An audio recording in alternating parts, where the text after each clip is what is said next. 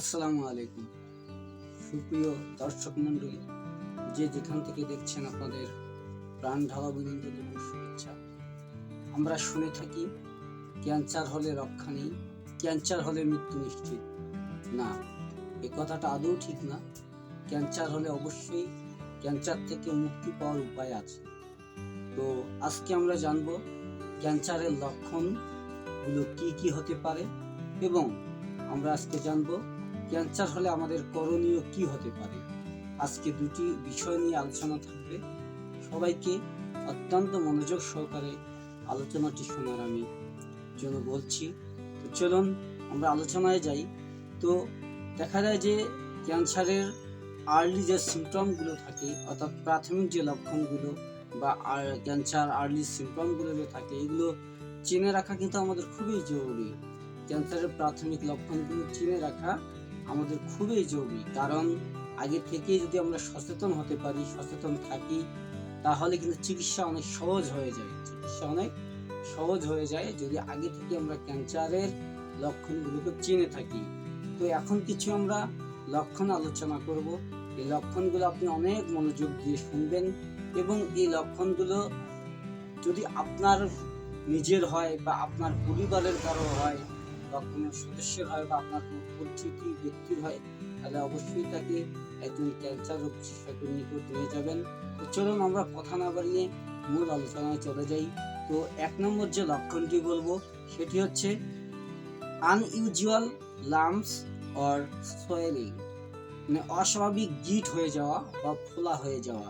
তো শরীরের কোনো অংশে, বুকে, ঘাড়ে, বগলে বা কুস্তিতে কোনো অংশ গিট হয় বা ফুলে যায় বা বড় হয়, শক্ত হয়, যদি এমনটা দেখা দেয় তাহলে সেটাকে অবহেলা করা মোটেও কিন্তু উচিত একেবারেই নয়।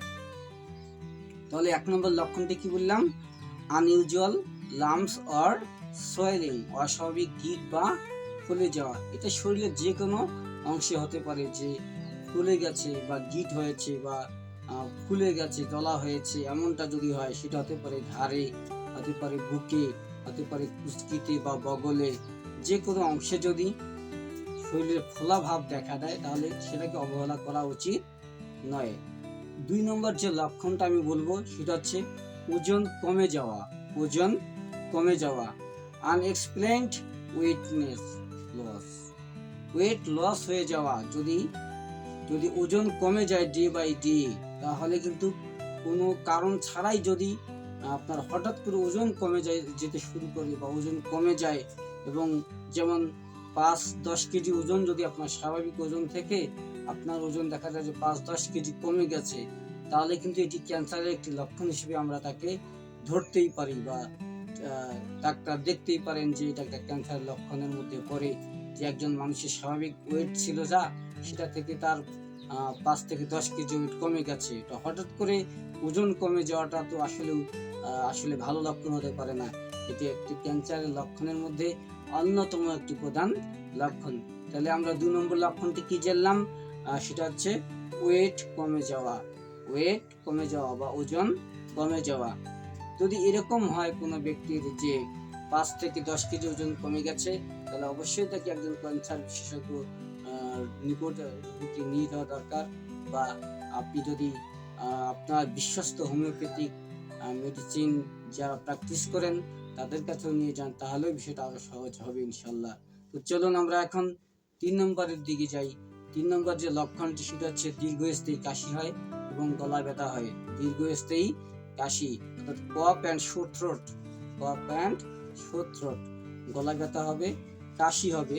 যদি দীর্ঘদিন যাবত এই প্রবলেমটা কারো থাকে, মানে যদি দেখা যায় যে 3 সপ্তাহের বেশি সময় ধরে কাশি বা গলা ব্যথা অনর্গল চলতে থাকে, বিশেষ করে রক্ত ওঠে, তাহলে কিন্তু অবশ্যই তাকে ডাক্তার দেখানো উচিত। কোনোভাবেই এই প্রবলেমকে এড়িয়ে যাওয়া একেবারেই উচিত নয়। তাহলে আমরা 3 নম্বর লক্ষণটি কি জানলাম? যে যদি 3 সপ্তাহের বেশি ধরে কাশি বা গলা ব্যথা হয়, বিশেষ করে গলা দিয়ে রক্ত ওঠে কাশলে, বা থুতুর সঙ্গে রক্ত আসে, তাহলে অবশ্যই দ্রুত ডাক্তার দেখানো উচিত। তাহলে এখন আমরা 3 নম্বরটা জানলাম। তো এখন আমরা 4 নম্বর বিষয়টা জানবো, সেটা হচ্ছে দীর্ঘদিনের ক্ষত, নন হিলিং সোর। নন হেলিং সোর, যদি দীর্ঘদিনের ক্ষত থাকে, ক্ষত কোনোভাবেই শুকাচ্ছে না, ভালো হচ্ছে না, হ্যাঁ, কোনো কাটা বা ঘা যদি অনেক দিন না শুকায়, তাহলে সেটা স্কিন ক্যান্সারের ইঙ্গিত হতে কিন্তু পারে। আর যদি কোনো ঘা কেটে গেছে আপনার, বা কোনো আঘাত পেয়ে বা কোনো কারণে ক্ষত হয়ে গেছে, কেটে গেছে বা ছিলে গেছে, তো সেই ঘাটা দীর্ঘদিন যাবৎ শুকাচ্ছে না বা সেরে উঠতেছে না, তখন আমরা সেটাকে স্কিন ক্যান্সারের কিন্তু ইঙ্গিত পেতেই পারি। এর জন্য এটাকে মোটেও অবহেলা করা উচিত নয়। আপনাকে এ ধরনের যদি আপনার ক্ষত থাকে, তাহলে অতি দ্রুত কিন্তু ডাক্তারের শরণাপন্ন হওয়া উচিত। আমরা এবার 5 নম্বর লক্ষ্যটি জানবো, সেটি হচ্ছে খাবার গিলতে কষ্ট। খাবার গিলতে কষ্ট, ডিফিকাল্টি কি সোয়েলিং, ডিফিকাল্টি সোয়েলিং, খাবার গিলতে কষ্ট। বারবার খাবার গিলতে যদি সমস্যার সৃষ্টি হয়, খাবার গিলতে যদি কষ্ট হয়, সেটা গলার মধ্যে বা পাকস্থলীতে ক্যান্সারের লক্ষণ হওয়ার সম্ভাবনা থাকে। একটা চান্স কিন্তু থেকেই যায় যে খাবার গিলতে কষ্ট যদি হয়, তাহলে দেখা যায় যে খাবার গিলতে কষ্ট হওয়ার কারণে গলায় কিংবা পাকস্থলীতে ক্যান্সারের চান্স থাকে। এর জন্য সেটাকেও আমরা কখনোই অবহেলা করব না। এখন আমরা জানবো 6 নম্বরে যেটা, সেটা হচ্ছে হজমের সমস্যা এবং বদহজম, বা যদি স্টোমাক পেইন থাকে, পেটের ব্যথা থাকে, এটাও কিন্তু দেখা যায় ক্যান্সারের একটা লক্ষণের মধ্যে পড়ে। সেটা হচ্ছে লম্বা সময় ধরে পেট ব্যথা হয়, গ্যাস হয় বা অস্বস্তি যদি থাকে, তাহলে সেটাও কিন্তু ক্যান্সারের একটি লক্ষণ। অর্থাৎ স্টোমাক পেইনের মধ্যে পড়লে স্টোমাক ক্যান্সারের হওয়ার সম্ভাবনা, অর্থাৎ পাকস্থলীর ক্যান্সারের হওয়ার সম্ভাবনাও কিন্তু থাকে, বা আমরা এই লক্ষণটা বুঝতে পারি।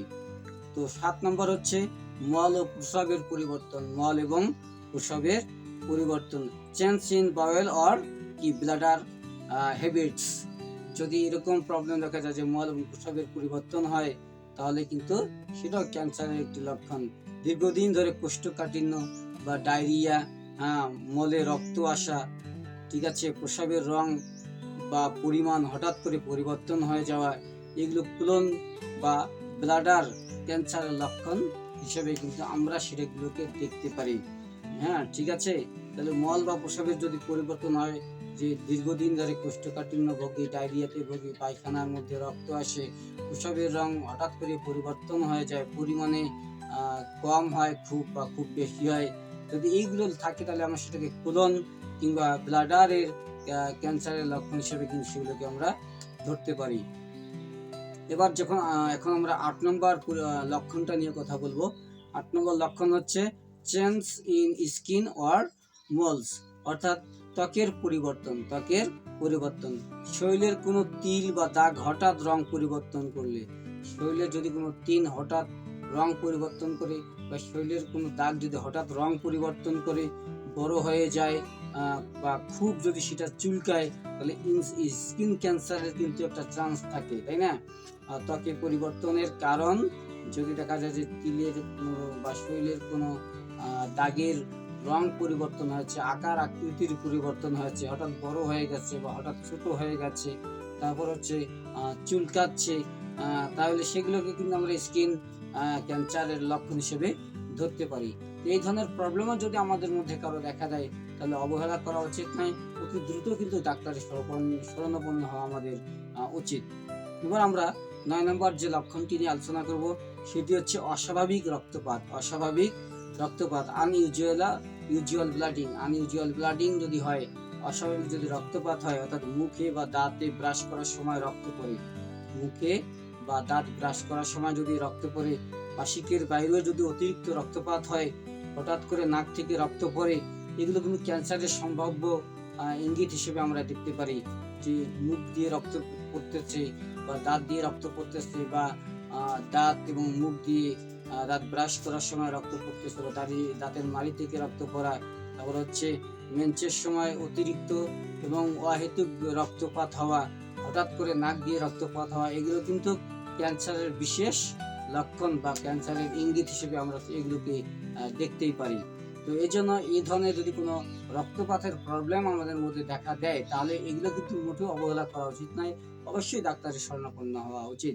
এখন আমরা 10 নম্বর যে লক্ষণটি নিয়ে আলোচনা করব, সেটি হচ্ছে এক্সট্রিম ফিটুক, অর্থাৎ দীর্ঘস্থায়ী ক্লান্তি, দীর্ঘস্থায়ী ক্লান্তি, কোনো কারণ ছাড়াই সবসময় ক্লান্ত বোধ যদি হয় থাকে কোনো ব্যক্তির, অর্থাৎ কোনো কারণ ছাড়াই সবসময় ক্লান্ত বোধ করলে, বিশেষ করে বিশ্রামের পরও শক্তি ফিরে না পেলে, বিশ্রামের পরও যদি শক্তি ফিরে না আসে বা শক্তি ফিরে না পাওয়া যায়, সেটাকেও কিন্তু আমরা ক্যান্সারের একটা লক্ষণ হিসেবে দেখতেই পারি। তো সুপ্রিয় বন্ধুরা, ক্যান্সারের মোটামুটি আমরা 10টি লক্ষণ নিয়ে আলোচনা করলাম। আপনাদের সুবিধার জন্য আবার 10টি লক্ষণ আমি সংক্ষেপে আলোচনা করতেছি, আপনারা একটু মনোযোগ দিয়ে শুনুন। সেটা হচ্ছে অস্বাভাবিক গিঁট বা ফোলা, অস্বাভাবিক গিঁট বা ফোলা। 2 নম্বর হচ্ছে ওজন কমে যাওয়া, ওজন কমে যাওয়া। 3 নম্বর হচ্ছে দীর্ঘস্থায়ী কাশি ও গলা ব্যথা হওয়া। 4 নম্বর হচ্ছে দীর্ঘদিনের ক্ষত, দীর্ঘদিনের ক্ষত। 5 নম্বর হচ্ছে খাবার গিলতে কষ্ট, খাবার গিলতে কষ্ট। 6 নম্বর হচ্ছে হজমের সমস্যা ও বদহজম, হজমের সমস্যা ও বদহজম।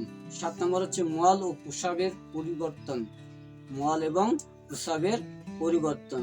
8 নম্বর হচ্ছে ত্বকের পরিবর্তন, ত্বকের পরিবর্তন। 9 নম্বর হচ্ছে অস্বাভাবিক রক্তপাত, অস্বাভাবিক রক্তপাত। 10 নম্বর হচ্ছে দীর্ঘস্থায়ী ক্লান্তি, দীর্ঘস্থায়ী ক্লান্তি। এগুলো মোটামুটি ক্যান্সারের কিন্তু স্বাভাবিক লক্ষণ বা প্রাথমিক লক্ষণ, বা আমরা এগুলোকে ক্যান্সার আর্লি সিমটম বলতে পারি।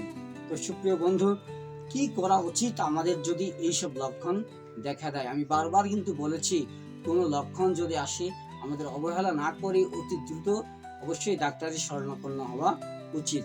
যদি এই লক্ষণগুলোর মধ্যে কোনোটি যদি দীর্ঘদিন ধরে থাকে, এই যে লক্ষণগুলো আমি 10টি লক্ষণ আলোচনা করলাম, এই লক্ষণগুলোর মধ্যে যদি কোনোটি দীর্ঘদিন যাবৎ থাকে, বিশেষ করে দীর্ঘদিন ধরে থাকে, তাহলে কিন্তু দেরি না করে ডাক্তার দেখানো উচিত।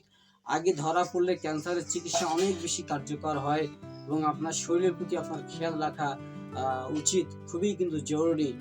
আমরা আশা করব যে আপনি আপনার শরীরের প্রতি যত্নশীল হবেন, আপনার শরীরের প্রতি খেয়াল রাখবেন যে কোনো বিষয়ে, এবং আপনার কোনো সিমটম যদি আপনার মধ্যে দেখা দেয়, তাহলে অবশ্যই আপনি ডাক্তারের শরণাপন্ন হবেন। এখন কিন্তু ক্যান্সারের চিকিৎসা অত্যন্ত সহজ হোমিওপ্যাথিতে।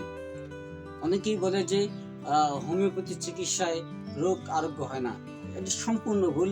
ক্যান্সারের মতো জটিল ও কঠিন রোগ হোমিওপ্যাথিতে সম্পূর্ণ বিনা কষ্টে একটু নিয়ম মেনে চললে, নিয়ম মাফিক চললেই কিন্তু আর ডাক্তারের দেওয়া, অর্থাৎ হোমিওপ্যাথিক রেজিস্টার চিকিৎসকের দেওয়া প্রেসক্রিপশন অনুযায়ী যদি আপনি চিকিৎসা করাতে পারেন, তাহলে অবশ্যই 100 আপনার ক্যান্সার থেকে আপনি মুক্তি পাবেন ইনশাল্লাহ। এই জন্য ক্যান্সার হলে কোনোভাবেই অবহেলা করা উচিত নয়, অতি দ্রুত ডাক্তারের শরণাপন্ন হওয়া উচিত। তো আপনার সুস্বাস্থ্য কামনা করে আজকের মতো বিদায় নিচ্ছি। দেখা হচ্ছে পরের ভিডিওতে। সেই পর্যন্ত ভালো থাকুন, সুস্থ থাকুন, সুন্দর থাকুন। আরেকটি রিকোয়েস্ট হচ্ছে, চ্যানেলটিকে অবশ্যই সাবস্ক্রাইব করে দেবেন এবং পাশে থাকা বেল আইকনটিও বাজিয়ে দেবেন। দেখা হচ্ছে পরের ভিডিওতে। আল্লাহ হাফেজ।